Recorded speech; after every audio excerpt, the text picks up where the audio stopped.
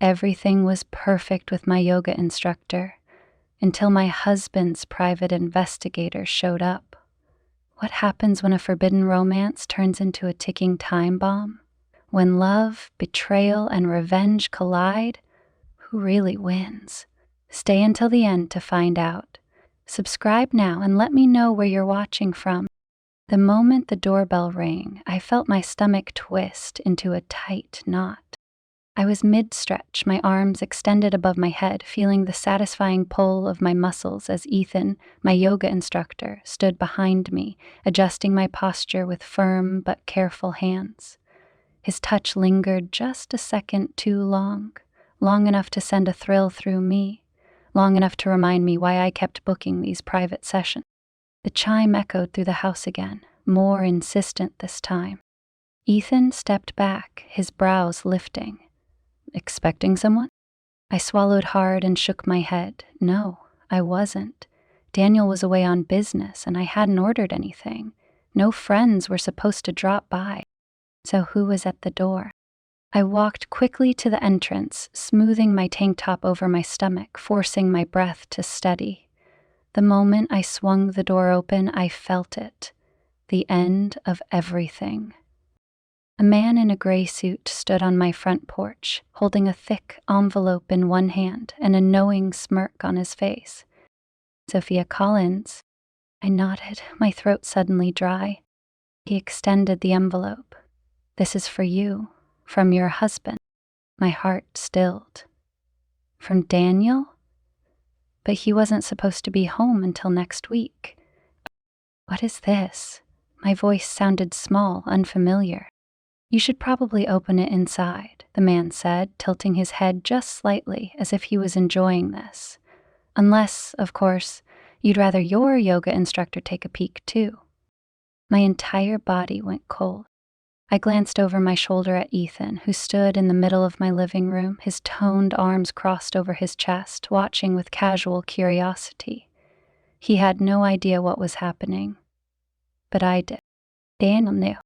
My hands trembled as I took the envelope, my pulse hammering so loudly in my ears that I barely registered the man's parting word. Your husband sends his regard. Then he turned and walked away, his polished shoes clicking against the pavement as he disappeared into the sleek black car parked at the curb. The envelope was heavy, thick with what I could only assume was evidence. Photos, receipts, a detailed report of my betrayal. I stepped back inside and closed the door, my fingers gripping the edges of the paper so tightly that my knuckles turned white. Ethan moved toward me, his expression unreadable. Who was that? I shook my head, refusing to meet his gaze. I couldn't speak, I couldn't breathe, because in that moment I knew everything was about to fall apart. I stood frozen in the foyer, my fingers gripping the thick envelope like a lifeline. My heartbeat pounded in my ears, drowning out Ethan's voice as he asked me again, who was that? I couldn't answer him, because in that moment reality hit me like a crashing wave. Daniel knew. My husband, the man I had promised loyalty to, the man I once loved, without question, knew everything. I forced my breath to steady, peeling my fingers from the envelope, setting it down on the marble console table beside the door. My eyes flicked to Ethan, his dark brows drawn together in concern, his arms crossed over his sculpted chest. I had chosen this, and now I was about to pay for it. 4 months ago, everything about my life was picture perfect. Or at least that's how it looked from the outside. Daniel and I lived in a sprawling estate just outside the city, nestled in a neighborhood where every house looked like it had been plucked from the pages of an architectural magazine. Perfectly manicured lawns, luxury cars in every driveway, smiling wives who waved politely but never got too close, because appearances mattered more than real friendships. My life was measured in glass-walled kitchen renovations and charity galas, in silk dresses and perfectly timed Botox appointments. My calendar was filled with social brunches, book clubs where no one actually read, and events where we drank wine in moderation because getting too drunk would mean exposing the cracks in our porcelain perfect lives. And then there was Daniel, my husband, my provider, the man who worked long hours to ensure we never wanted for anything, the man who kissed my cheek every morning but never my lips, who bought me gifts but never asked if I was happy. He was a good man by all definitions, a successful investment banker, handsome, well-dressed, respected. On the rare occasions we went out together, people looked at us with admiration. We were the couple people envied, but behind closed doors, I felt empty. The passionate love we once had fizzled into routine. The late-night conversations, the effortless laughter, all gone. Now our discussions were about schedules, work trips, and which caterer to hire for the next charity dinner. He never touched me anymore. At night I would lay in bed beside him, staring at the ceiling, wondering if he even noticed how much we had changed, if he cared. And then one day I walked into that yoga studio. The day I met Ethan. It was supposed to be just another class. I signed up at the urging of my best friend, Olivia, who insisted that yoga was the key to rediscovering my body. I laughed it off at first, but secretly I was desperate for something, anything, to shake me awake from the numbness I had been living in. That's when I met him, Ethan, tall, with sun-kissed skin and a body carved from discipline and strength. His eyes, an impossible shade of deep green, held an intensity that made my breath hitch. He was younger than me, maybe by 6 or 7 years, but carried himself with an easy confidence that made it impossible to look away. The first time he adjusted my posture, his hands pressing firmly against my back, a shiver ran through me, so violently I nearly lost my balance. "Relax," he murmured, his voice low, intimate. I told myself it was nothing, that it was normal, but the way his eyes lingered on mine told me otherwise. I wasn't imagining it. Something had sparked between us, and it only grew from there. The justifications I told myself. At first it was harmless. I started looking forward to my sessions in ways I didn't want to admit. My pulse would quicken before I even stepped inside the studio. I would spend an extra 10 minutes getting ready, choosing a tighter top, a lighter scent of perfume. I told myself it was just excitement, that it was just a crush. I convinced myself that Daniel wouldn't care anyway. After all, he barely noticed me anymore. When was the last time he had looked at me the way Ethan did? When was the last time he had touched me with knee? And yet, even as the excuses piled up, I knew the truth. I was playing with fire, back to the present. A shudder ran through me as I stood in my perfect home, staring at the envelope on the table, the proof of my sins inside. I had convinced myself that I was safe, that my secret could be contained within stolen glances, whispered touches, and heated nights behind locked doors. But I had underestimated Daniel. And now I was about to lose everything. I stared at the thick envelope on the table, my hands trembling at my sides. The weight of it, the significance of its contents, pressed down on me like an invisible force, suffocating me. Everything I had built, every secret I had whispered, every lie I had told myself. Ethan was still standing in my living room, his brows furrowed, his arms crossed over his chest. He didn't look afraid. He didn't look concerned. "Are you going to open it?" he finally asked, his voice calm, detached. I forced myself to take a deep breath. "Not right now." He studied me for a long moment before shrugging. And just like that, he didn't press. That should have told me something. That should have been my first real warning, but I wasn't ready to see it yet. I wasn't ready to believe that Ethan, the man who had unraveled me, who had made me feel alive again, might not have been my salvation after all.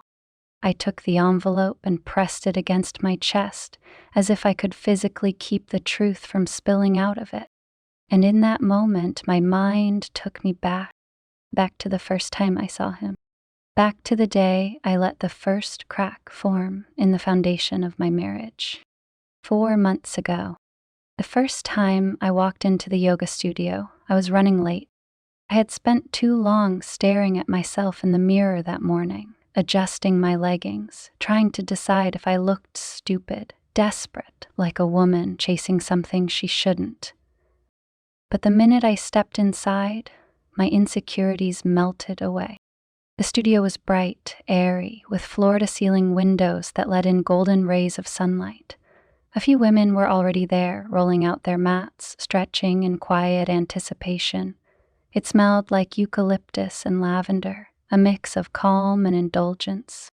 And then I saw him, Ethan. He was at the front of the room, setting up, his back turned to me, but even from behind, I felt it.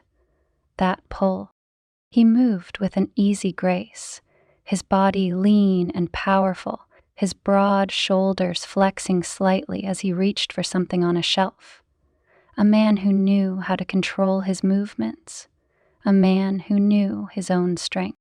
When he turned and his eyes landed on me, something inside me shifted. I wasn't naive. I knew attraction when I felt it. But this was immediate, dangerous.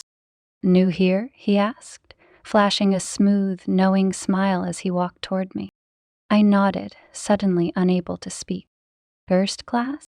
I forced out a breathy, "Yeah."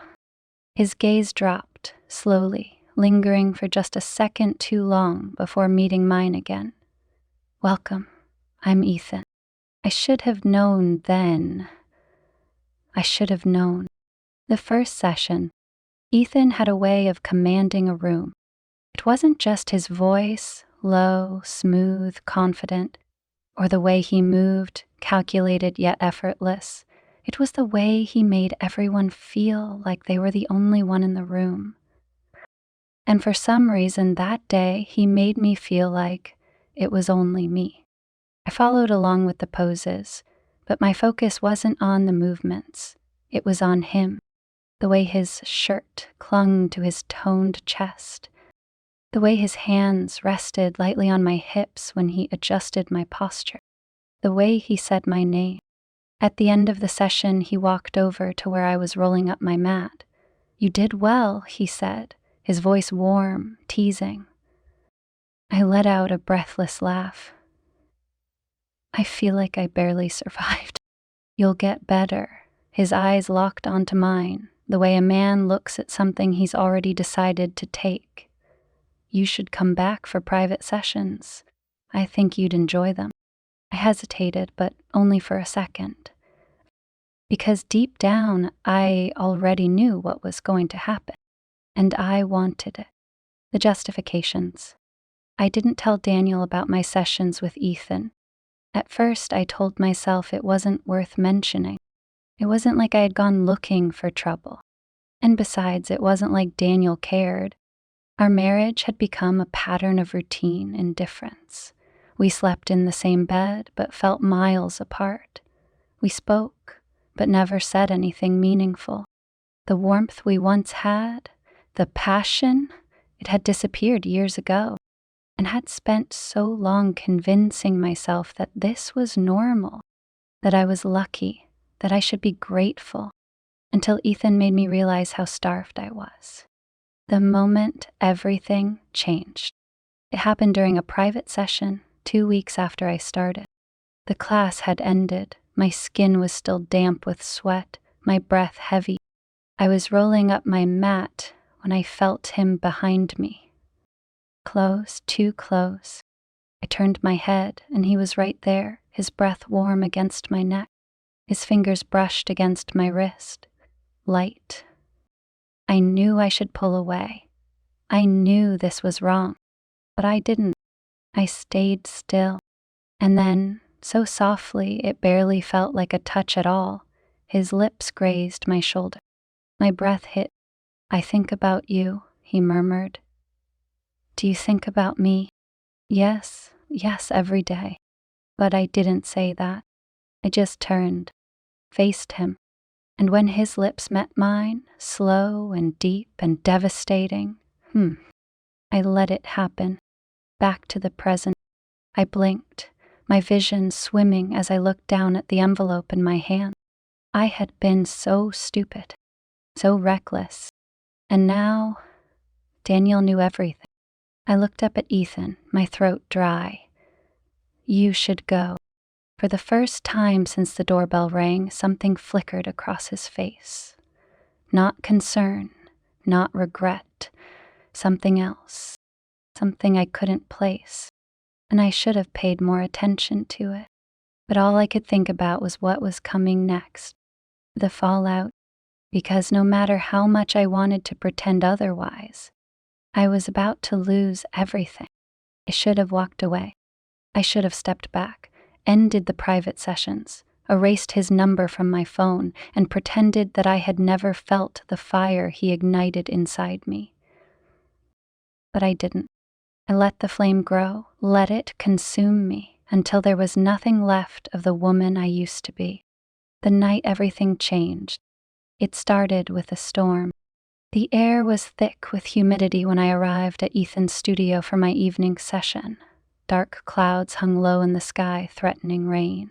The air smelled like electricity, like something was about to break. Inside, the studio was warm, dimly lit, silent except for the soft instrumental music playing in the background. Ethan stood near the back, rolling out my mat, his shirt damp with sweat, his jaw tight. Something about him looked different tonight. Tense, coiled, like he was holding back. Rough day? I asked, setting my bag down. He exhaled sharply through his nose, shaking his head. Just distracted. I didn't ask what was on his mind, because I already knew. I felt it between us, the shift. It had been there for weeks, tightening, coiling like a rope being pulled taut. We had been dancing around it, pretending not to notice. But tonight, something about the energy in the air told me we weren't going to ignore it anymore.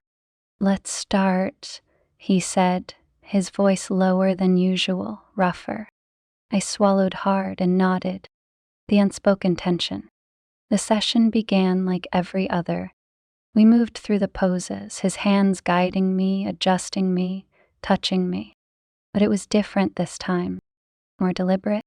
His fingers pressed against my waist a little too long. His breath was just a little too close. His voice, when he murmured instructions in my ear, was thick with something dangerous, something I shouldn't have wanted. But I did. God help me, I did. The first touch. I was in a deep back bend when it happened. His hands, large and warm, pressed firmly against my lower back, supporting me. My chest arched upward, my body stretching, every nerve in my skin alive. And then his fingers slid lower. It was the lightest touch, so subtle I could have pretended it wasn't intentional. But when I looked up, his eyes were on me. Dark, intense, waiting. My breath caught in my throat. This is the moment. I should have pulled away. I should have pretended not to notice. I should have reminded myself that I had a husband waiting for me at home. But instead I stayed completely still, waiting, daring him to do it again. And he did. His hand slid further, a slow, unmistakable caress along my hip. My skin burned beneath his touch. I swallowed hard, my pulse hammering against my ribs. Ethan? His fingers flexed against me. Tell me to stop. I couldn't, because I didn't want him to. The kiss that changed everything. The moment my session ended, I knew I couldn't just leave. Neither of us moved as I rolled up my mat, as I hesitated at the door. The storm outside had broken, rain crashing against the windows in heavy sheets. I turned back to him, my heart racing. Ethan! He was already walking toward me. There was no hesitation this time. no uncertainty. By the time he reached me, his hands were already gripping my waist, pulling me toward him. I gasped as my back hit the door, his body pressing into mine. And then his mouth was on mine. It wasn't gentle, it wasn't soft. It was hungry, consuming, a kiss that stole the air from my lungs. I moaned into his mouth, my fingers tangling in his hair, pulling him closer. There was no turning back now. The guilt that never came. The first time I kissed Ethan, I expected guilt to hit me like a freight train. I expected to hear Daniel's voice in my head, to feel the crushing weight of what I had just done. But there was nothing. No remorse. No shame. Just want. I kissed him again, harder this time, and he groaned against my lips, his hands roaming over me with the kind of desperation that made my head spin. "I've wanted this for so long," he breathed against my skin. I shivered. So had I. The first lie. I left the studio that night with swollen lips and shaking hands. The rain was still pouring as I got into my car, gripping the steering wheel, trying to catch my breath. I checked my phone. 3 missed calls from Daniel. My stomach twisted, but only for a moment. Then, with steady fingers, I typed out my first lie. "Sorry, I just finished class, didn't hear my phone. Be home soon." And just like that, it had begun. The deception. The affair. The slow, inevitable destruction of everything I had once promised to protect. Back to the present. I sucked in a sharp breath, dragging myself out of the memory, back to the cold reality of the present. The envelope on the table. The truth that had finally caught up with me. I felt Ethan's gaze on me, steady, unreadable. "Are you okay?" he asked. I didn't know how to answer that, because for the first time since that night, I wasn't sure. I should have picked up my mat, muttered a polite goodbye, and walked out of Ethan's studio like I had every other time. But I didn't. I stayed. And in that one decision, I let everything I had ever built crumble. The moment of no return. The studio was dimly lit, the air thick with the scent of sandalwood and sage. The storm outside had broken, rain splattering against the glass in rhythmic pulses, drowning the silence between us. Ethan was standing just a few feet away, his chest rising and falling in slow, controlled breaths. But I felt his restraint unraveling, and I wanted it to. I had been fighting it for weeks. The temptation, the stolen glances, the way his fingers lingered when he adjusted my posture. I had told myself that I wouldn't cross that line, that I was only seeking validation, not betrayal. But all those lies meant nothing now, because in that moment, as Ethan took one slow step toward me, I knew I was going to let this happen, and I wasn't going to stop it. The first touch, I was still barefoot, my pulse pounding so loud it echoed in my ears. I should have stepped away. Instead, I stayed rooted in place as he reached for me, his fingers brushing along my wrist, light, hesitant, testing. A shiver ran down my spine. Tell me to stop. His voice was low, rough, his breath warm against my skin. My mouth opened, but no words came out because I couldn't say it. I didn't want him to stop. Ethan's fingers traced slowly up my arm, skimming my shoulder before finally resting at the nape of my neck. A single touch, but it set my entire body on fire. I closed my eyes, leaning into the warmth of his palm. My breathing was ragged, uneven, but so was his. We were past words now, past reason. This was inevitable. The first kiss. I don't know who moved first. All I knew was that one moment there was space between us, and then there wasn't. His lips crashed against mine, and I let him consume me. I should have felt guilt, regret, shame, but there was none. Only he. Only the feeling of his hands gripping my waist, pulling me closer, anchoring me to him. A small gasp escaped my throat, and Ethan groaned in response, deepening the kiss, his fingers pressing into my hips with unspoken hunger. I melted into him, my body responding before my mind could catch up. This wasn't soft or hesitant. This was desperate, forbidden, reckless, the kind of kiss that should have never happened. But now that it had, I knew it wouldn't be the last. The line that vanished. When Ethan pulled away, we were both breathless. His forehead pressed against mine, his fingers still tangled in my hair. I felt my heart slamming against my ribs, the taste of him still lingering on my lips. "Jesus, Sophia," he whispered, his voice raw. "Do you know how long I've wanted to do that?" My throat was dry, my mind racing, but there was only one truth that mattered now. "I think about you," I admitted softly, finally saying the words I had been too afraid to speak. Ethan inhaled sharply, his grip on me tightening. I didn't have to explain myself. He already knew. And just like that, the boundary that had once existed between us, the thin, fragile line that separated loyalty from betrayal, was gone. The first lie. By the time I left the studio that night, the rain had slowed to a light drizzle. My hands were shaking as I grabbed my phone from my bag. 3 missed calls from Daniel. My stomach twisted, but not from guilt.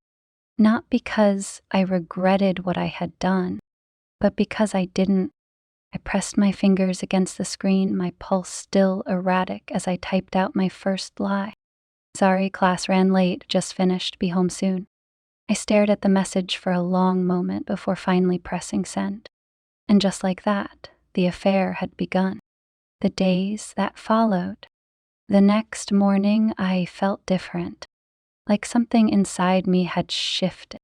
I sat across from Daniel at breakfast, sipping my coffee while he scrolled through his emails.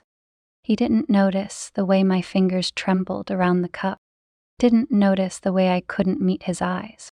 But most of all, he didn't notice that I had changed. Because for the first time in years, I didn't feel invisible. I felt wanted, and I wasn't ready to let that feeling go. The next meeting, I should have called it off.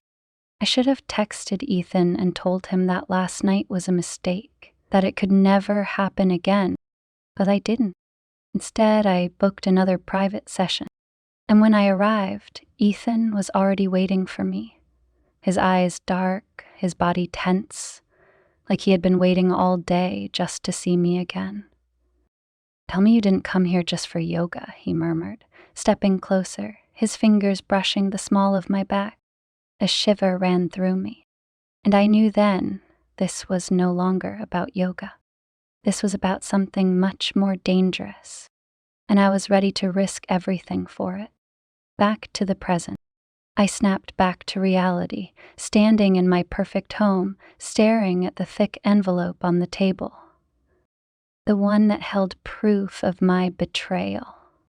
Daniel had known all along, and now I was about to lose everything. I should have stopped after that first kiss. I should have walked away before things spiraled into something I couldn't control. But instead, I fell deeper, and before I knew it, I was living a double life. The next session. The day after our kiss, I was restless. I couldn't focus on anything. Not the morning coffee I shared with Daniel, not the errands I was supposed to run, not even the meaningless texts from my friends about our next charity luncheon. All I could think about was Ethan, the way his hands had felt on my skin, the way he had pressed me against the door, his lips hungry, unrelenting, the way I had wanted more. By noon, I had already booked another private session, and this time I wasn't pretending it was for yoga. The affair begins. The moment I stepped into the studio, I knew there would be no turning back. Ethan was waiting for me, his arms crossed over his chest, his green eyes locked onto mine like he was daring me to admit why I was really there. "Do you want to stretch first?" he asked, a smirk tugging at his lips. I swallowed hard, my pulse hammering. "No." He exhaled sharply, like he had been holding his breath, and in a single step he closed the distance between us. His hands found my waist, pulling me toward him. I gasped as my back hit the wall, his mouth crashing into mine. There was no hesitation this time. No lingering uncertainty, no moment of pause to ask if this was what I wanted, because we both knew it was. And neither of us wanted to stop. The high of deception.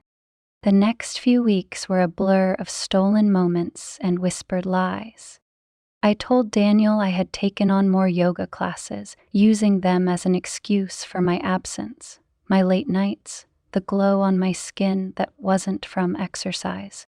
I became an expert at covering my tracks, taking different routes to Ethan's apartment, leaving my phone in my purse when we were together, making sure no one from my social circle ever saw me where I wasn't supposed to be. And with each secret rendezvous, the danger of it all made it more intoxicating, more addictive. It wasn't just about desire anymore. It was about the thrill of knowing that at any moment it could all come crashing down. Our own little world. Ethan's apartment became our sanctuary. It wasn't like the house I shared with Daniel, cold, modern, pristine. His place was messy, lived in, filled with half-read books and unfinished paintings. It felt real.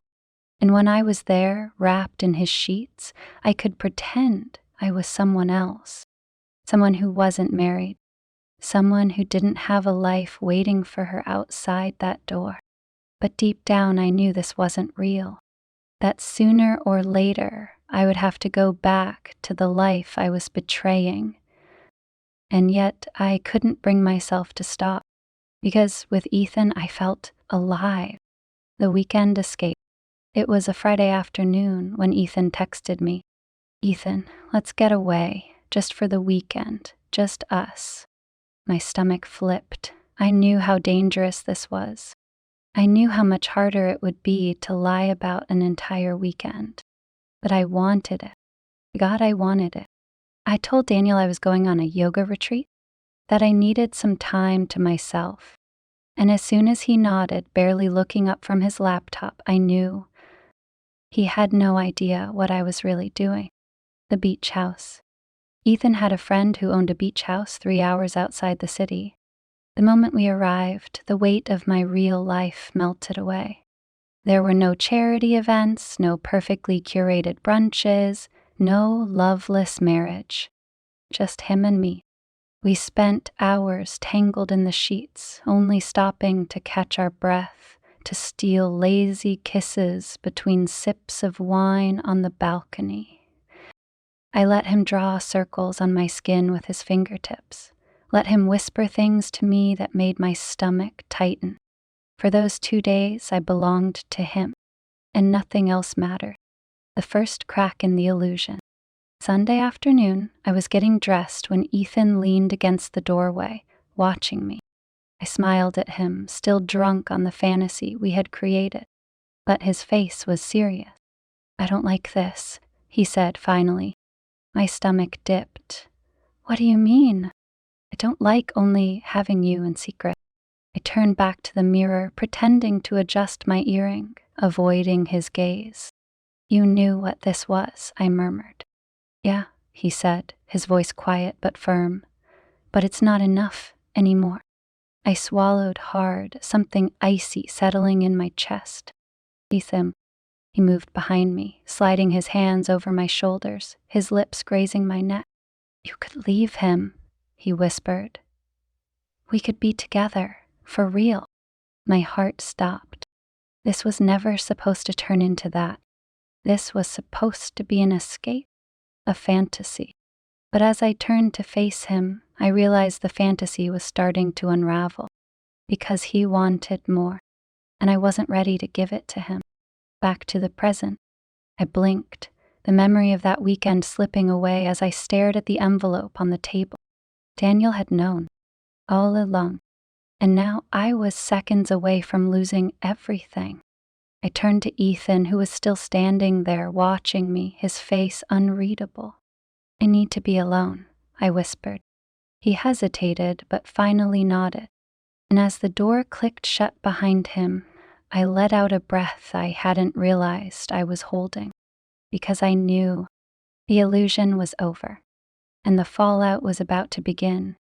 I told myself I was in control, that I was careful, that Daniel would never suspect a thing. But looking back, I should have known better. There are no perfect secrets, and the first crack in my carefully constructed lie appeared sooner than I ever expected. The unexpected return. It was a Tuesday evening, just like any other. Daniel had texted me earlier that morning, telling me he'd be in meetings all day. "Daniel, won't be home till late, don't wait up." It was the perfect opportunity. The moment I saw his message, I had already made up my mind. I was going to see Ethan. By the time I arrived at his apartment, my pulse was racing with anticipation. Ethan pulled me inside before I could even knock, his lips crashing against mine the second the door closed behind me. "I missed you," he murmured, his fingers tangled in my hair, his body pressing me against the wall. I smiled against his mouth. "It's only been 2 days." "Too long," he said, his voice husky. And just like that, we lost ourselves in each other. The clock that betrayed me. Hours later, I rolled onto my side, my skin damp, my breath still uneven. The room was dark except for the soft glow of the city lights spilling through the window. Ethan lay beside me, tracing slow, lazy circles on my bare shoulder. "Stay," he murmured. I sighed, closing my eyes for just a moment. "I can't." "Just a little longer," he whispered, his lips brushing against my collarbone. I wanted to. God, I wanted to. But then my phone buzzed. I reached for it absent-mindedly, expecting a reminder from my calendar, a meaningless text from a friend. Instead, the screen lit up with something that made my stomach drop. "Daniel, on my way home. See you soon." My breath caught. I wasn't supposed to be here. I wasn't supposed to be anywhere but home. I shot up, my heart slamming against my ribs. "I have to go." Ethan groaned, pulling me back down. 5 more minutes. I pushed against his chest, panic rising fast. "Ethan, I mean it." His brows furrowed. "What's wrong?" I swallowed hard, already scrambling for my clothes. "Daniel, he's coming home early." Ethan cursed, sitting up. "Do you have time?" I checked the clock. I had 20 minutes. The race against time. I had never gotten dressed so fast in my life. My hands were shaking as I pulled on my leggings, nearly tripping over myself in my rush. Ethan watched me, his expression unreadable. "You're really scared, aren't you?" I paused, my heart still racing. "You don't understand." A slow smirk tugged at his lips. "I think I do." I ignored him, grabbing my bag and rushing for the door. "I'll text you," I whispered, pressing a quick kiss to his lips before slipping out into the hallway. And then I ran. Down the stairs, across the parking lot, into my car. I didn't stop moving. I could feel the seconds slipping through my fingers, could hear the clock ticking down in my head. I pulled onto the road, my hands gripping the steering wheel so tightly my knuckles turned white. 15 minutes. 10. I could make it. I had to make it. The moment of suspicion. When I finally pulled into our driveway, my heart was still hammering. I checked my reflection in the mirror, smoothing my hair, trying to look normal. I could do this. I had to do this. Taking a deep breath, I stepped out of the car, forcing my legs to move like I wasn't about to collapse from the sheer weight of my nerves. Just as I reached the front door, Daniel's car pulled in. Too close. Too damn close. I turned, plastering a smile onto my face as he stepped out, his suit jacket slung over his arm. "You're home early," I said, keeping my voice light. Daniel studied me for a long moment, and then he said something that nearly made my knees buckle. "I called you earlier," he said, his tone casual but his eyes sharp. You didn't answer. Hmm? My stomach clenched. Shit. I forced a small laugh. Oh, yeah, I must have been in the shower. His gaze flickered over me, lingering just a second too long. You smell like cologne, he murmured. My breath caught. "Uh, It's not mine." I froze. My mind scrambled for an explanation. And then, by some stroke of luck, I found one. I exhaled, letting out a soft, nervous laugh. One of the girls from yoga. She hugged me after class. I think it must have rubbed off. Daniel's lips pressed into a thin line. I held my breath, waiting. And then, finally, he nodded. Right? He stepped past me, heading toward the door. But something in his posture was different. Something in his eyes told me that he wasn't convinced. And for the first time since the affair had started, I felt something new. Fear. The sleepless night. That night I lay in bed beside Daniel, staring at the ceiling, my mind racing. Had he believed me? Or was this just the beginning of the end? Ethan's words from earlier echoed in my head. You're really scared, aren't you?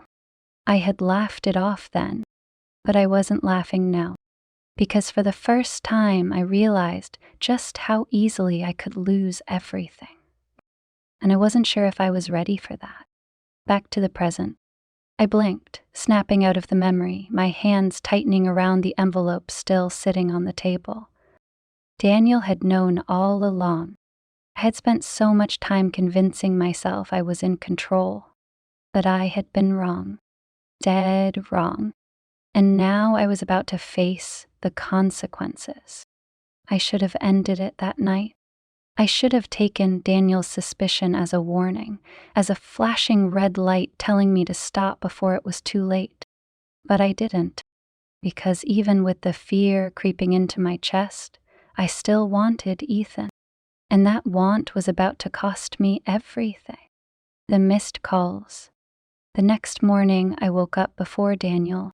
I rolled over slowly, watching the steady rise and fall of his chest, my stomach twisting. I had spent half the night wondering if he had believed me. The cologne, the late-night shower excuse, the nervous laugh. Had I convinced him?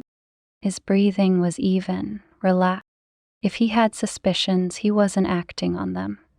Not yet. I slipped out of bed and padded quietly to the bathroom, shutting the door before reaching for my phone. 5 missed calls. All from Ethan. I swallowed hard, my pulse picking up.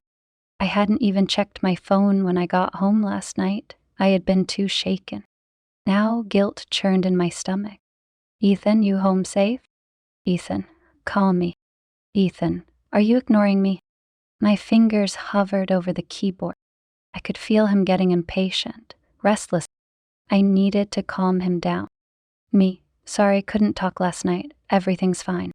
I stared at the screen, waiting for the bubbles to appear. Seconds later, they did. Ethan, you need to get out of there. I frowned. Me, what are you talking about? Ethan, you don't think he knows?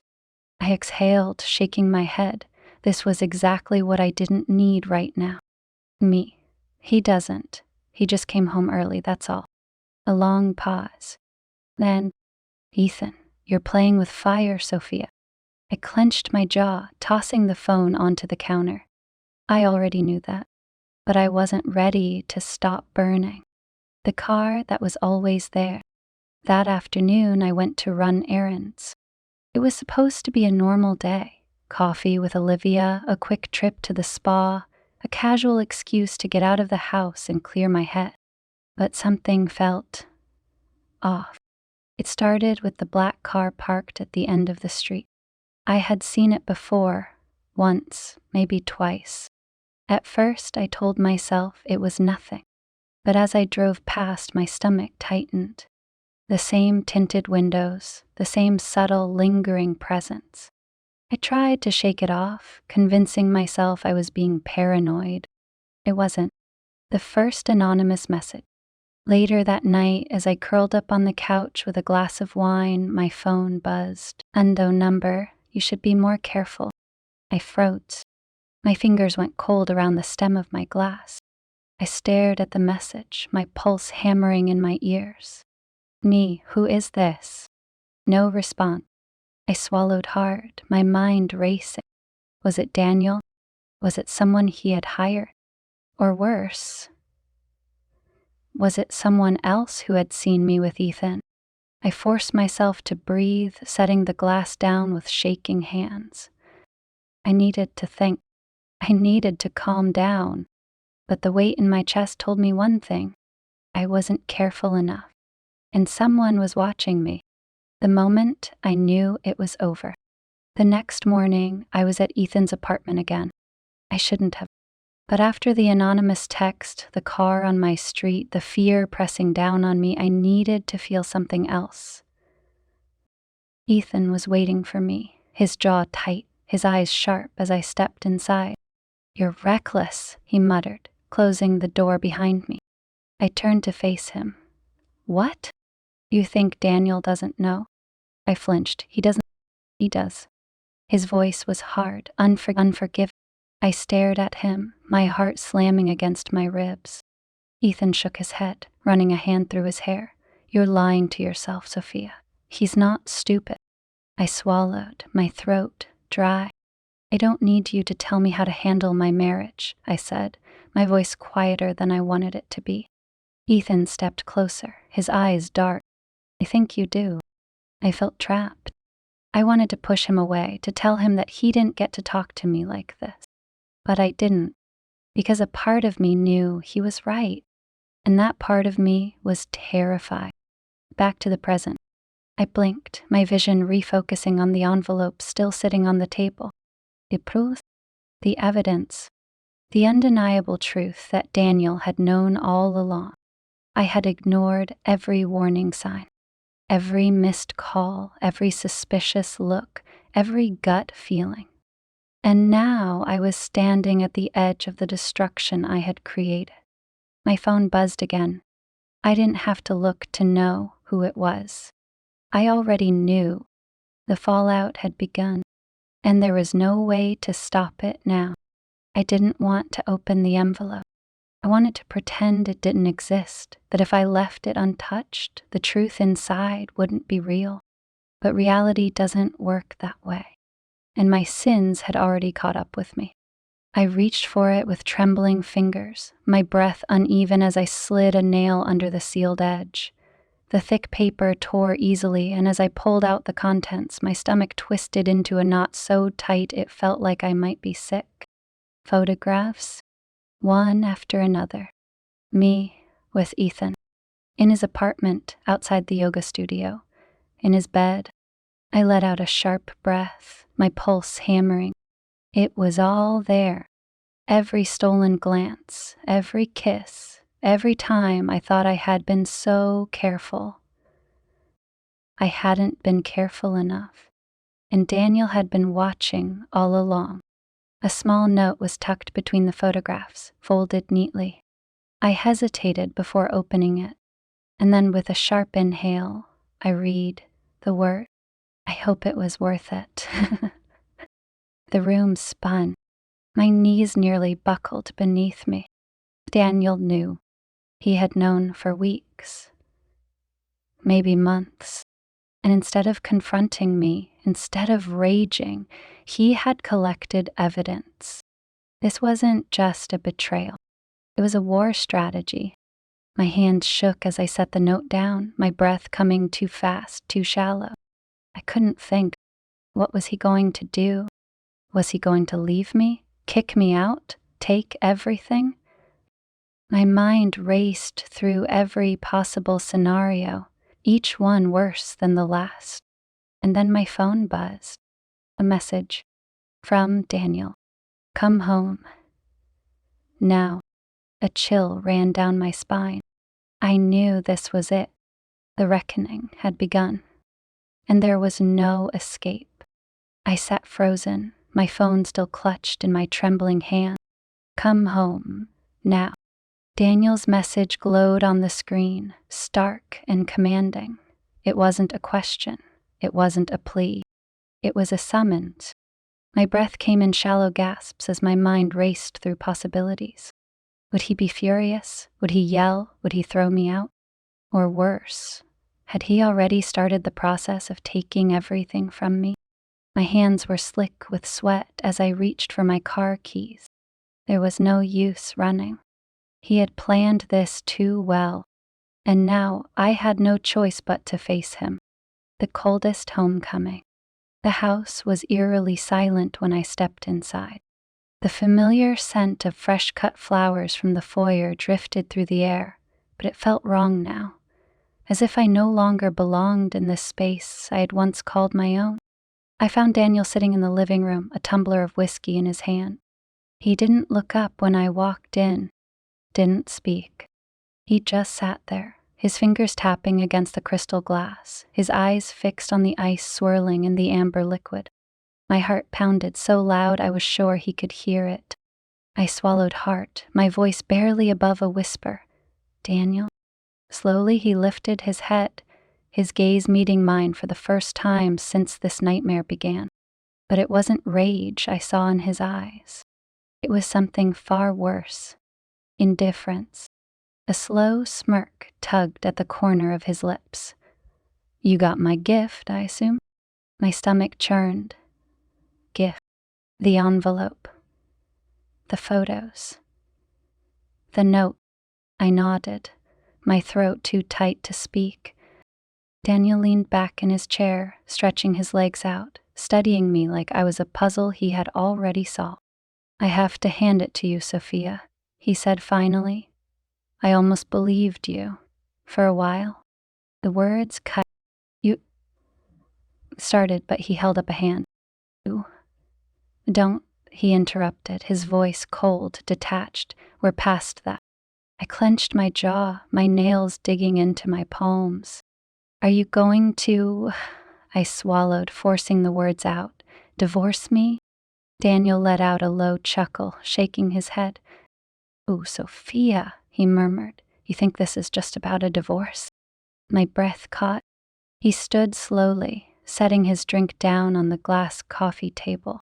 You didn't just cheat on me, he said, stepping closer. You made me a fool. I flinched. You paraded around like you had me wrapped around your finger, he continued, his voice measured, almost amused, like I was too blind, too busy, too distant to notice. I had no defense, because he was right. I was always watching, he murmured, his eyes never leaving mine, and now it's my turn. A shiver ran through me. Daniel, please. His head tilted slightly, as if considering my words. Then, with chilling calm, he pulled a manila folder from the table and tossed it onto the couch between us. Go ahead, he said. Take a look. My hands trembled as I reached for it. Inside were legal documents. A petition for divorce. A full custody agreement. A financial breakdown. Everything in his name, everything under his control. And then, at the bottom of the stack, a real estate contract. My stomach dropped. Shoot, my voice shook. You're selling the house? Daniel smiled, slow and cruel. Our house? No, Sophia. My house? I felt like the floor had been ripped out from under me. Where am I supposed to go? I whispered. He shrugged. Not my problem. Tears burned at my eyes. Dan, he held up a finger. No. No softness, no hesitation, just finality. You don't get to beg, he said quietly. Not after this. I opened my mouth, but there was nothing left to say. Because the truth was, I had done this. I had built my own destruction. And Daniel had been waiting for the moment to let me watch it all burn. I drove straight to Ethan's apartment. I barely remembered pulling out of the driveway, barely noticed the city lights blurring past me as I gripped the steering wheel with trembling hands. Daniel had taken everything. The house, the money, the life I thought I had control over. But Ethan, he was still mine, wasn't he?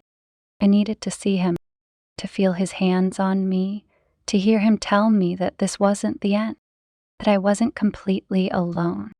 The last illusion. By the time I reached his building, my hands were slick with sweat. I took the stairs 2 at a time, my breath ragged, my heart hammering against my ribs. When I reached his door, I knocked hard, urgent. A few seconds passed before I heard movement inside. The door cracked open, and Ethan's face appeared. He blinked at me in surprise, his brows furrowing. "Sophia?" I let out a breath I hadn't realized I was holding. Relief flooded me. For a moment, I thought, maybe I could fix this. But then something shifted in his expression, something cold. And when he didn't open the door wider, when he didn't pull me inside like he always did, I knew. Something was wrong. The beginning of the end. "I need to talk to you," I whispered. Ethan didn't move. Instead, he glanced over his shoulder into his apartment before stepping outside and pulling the door shut behind him.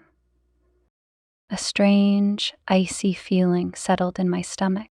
"Why are you closing the door?" I asked, my voice thin. He exhaled through his nose. "Because this isn't a good time." I blinked. Ethan ran a hand through his hair, his eyes darting to the side, avoiding mine. And then, in a voice too casual, too detached, he said, "What are you doing here, Sophia?" My breath caught.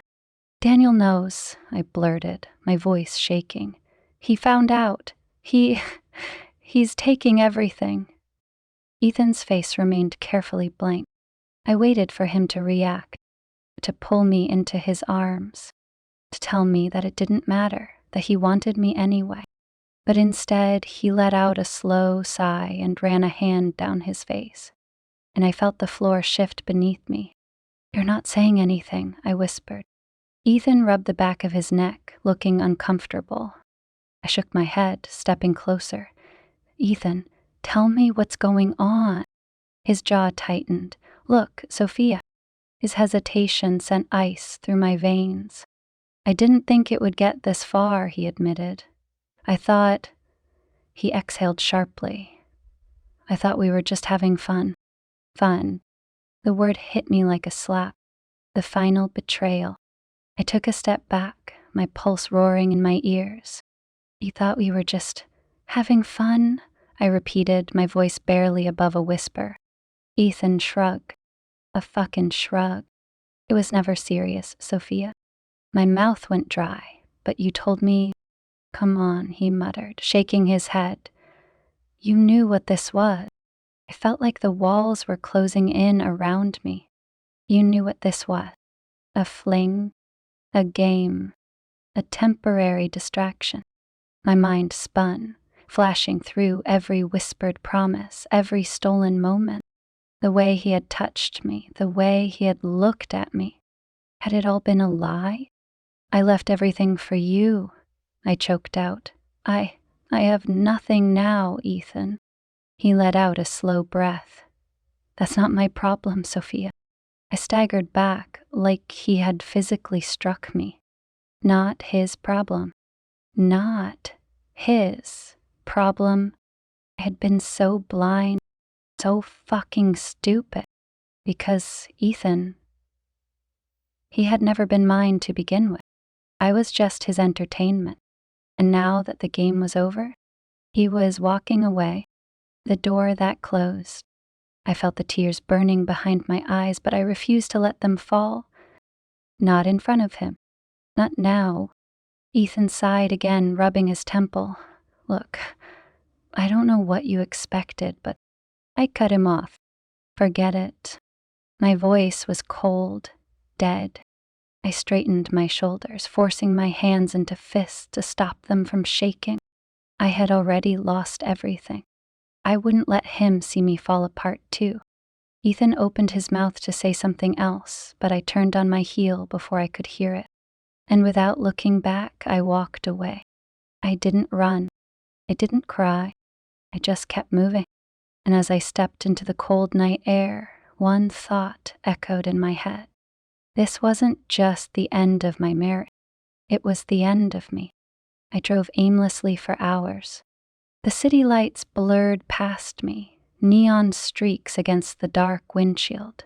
I barely registered the turns I took, the red lights I stopped at, the way my fingers dug into the steering wheel. I had nowhere to go. For the first time in my life, I was completely alone. No husband, no lover, no home, nothing. The weight of consequences. I finally pulled over in a quiet parking lot, my hands shaking as I turned off the engine. The silence around me was deafening. I let out a long, shuddering breath, but it did nothing to calm the storm raging inside me. Daniel had taken everything. Ethan had walked away without a second thought. And now I was sitting in my car in the middle of the night staring at my own reflection in the rearview mirror, a woman I barely recognized. I had been so reckless, so stupid. I thought I could have it all. The thrill of passion, the security of my marriage, the secret world where I was still desirable, still wanted. But I had played a dangerous game, and I had lost. The cold reality. I checked my phone. No messages, no missed calls. Daniel hadn't reached out. He had already decided I was dead to him. Ethan wouldn't call. He had made it clear I was nothing but a passing thrill. I had spent so much time craving attention, craving excitement, craving something real. And in the end, I had been left with emptiness. What comes next? I had no plan, no backup, no safety net. Just the weight of my own choices, pressing down on me like a crushing force. And for the first time, I realized this was all my fault. I wasn't a victim. I wasn't innocent. I was the one who had built this destruction with my own hand, and now I had to live with it, alone. I don't know how long I sat there. Minutes, hours. Time didn't feel real anymore. Nothing did. The cold from outside seeped into the car, wrapping around me like a punishment. Or maybe a reminder that this was my life now. Empty, cold, wrecked. I reached for my phone, checking it for the 100th time. Still nothing. Daniel wasn't going to reach out. Ethan wasn't going to change his mind.